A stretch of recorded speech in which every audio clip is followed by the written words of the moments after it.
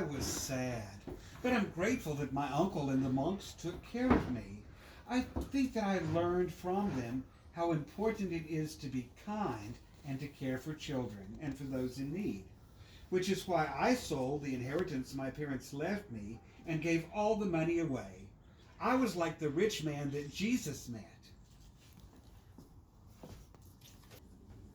Is that one of Jesus' lessons? Yes.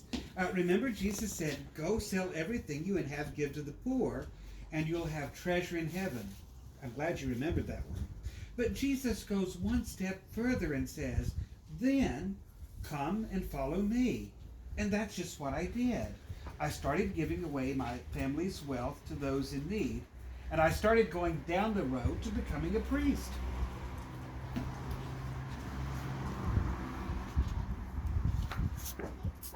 Next question. Did you stay in the same city? No, at one point I moved to the town of Myra. When their bishop died, all the other bishops gathered to select his replacement, but they couldn't reach a decision. The senior bishop had a vision that the first person to enter the church the next morning would be God's choice for the job.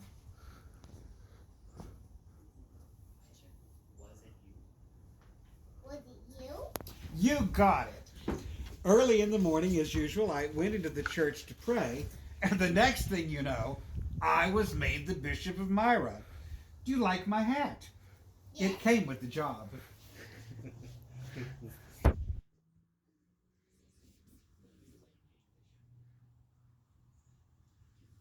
was it like being a bishop? It was not easy at first, because during that time, the Emperor of Rome wasn't so keen on us Christians. He was persecuting us, throw them to the lions and all that stuff you see in the movies. What changed? Luckily, the next emperor, his name was Constantine, was different, and he made it safe to be a Christian in the Roman Empire. Was it all okay? Sure, we were better off, but we had to make some decisions about the church together. So Constantine ordered all the bishops to meet in the city of Nicaea in the year 325 to work things out. The most important question we had to decide on was, is Jesus just a man, or was Jesus the same as God?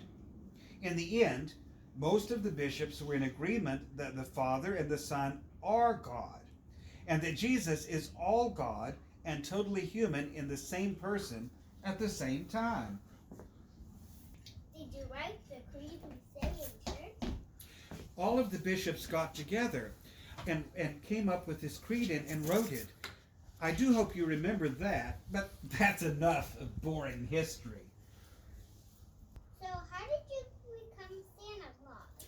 There are many legends about me that are lots of fun.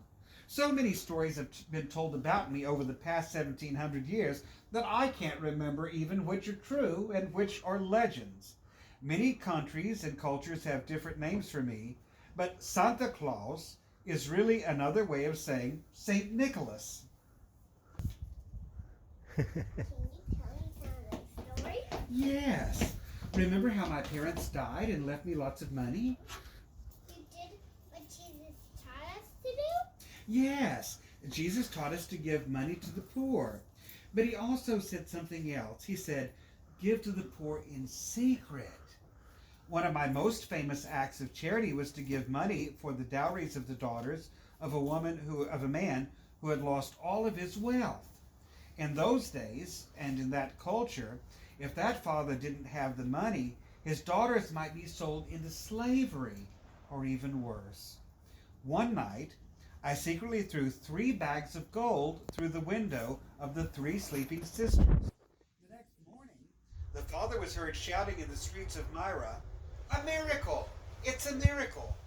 If you look at many of the paintings of me, you will see me with 3 bags or balls of gold.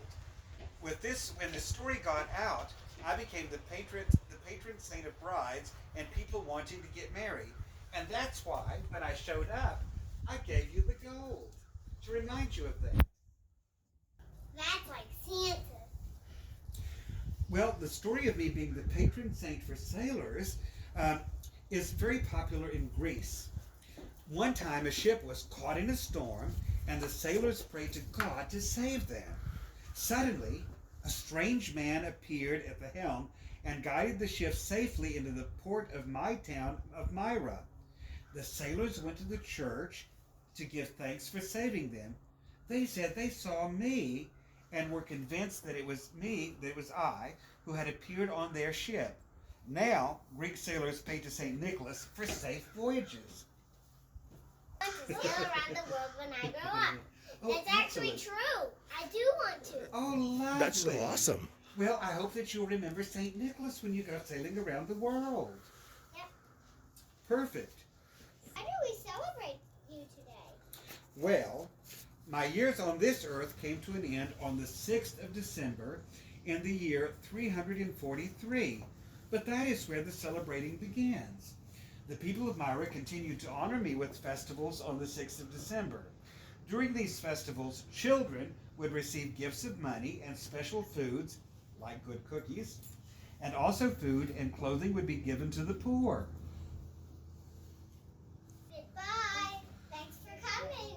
Enjoy Advent. And your cookies. Oh, lovely. Thank you so much. But let me tell you just one final thought. All of these stories about me point to something much more important. There is no St. Nicholas without our Lord Jesus Christ, the greatest gift that God has given to the world. St. Nicholas lived out his baptismal promises in a special way, and so can we, so can all of you, which is why all the stories about Santa, Father Christmas, or St. Nicholas begin and end in Bethlehem and the birth of a child in a humble stable.